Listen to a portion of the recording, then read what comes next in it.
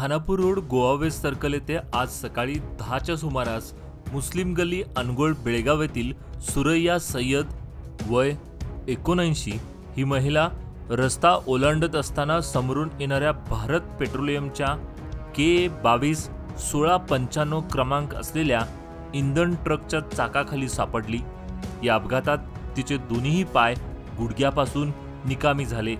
हा प्रसंग इतका भयानक होता की बघणाऱ्यांचा थरकाप उडाला होता।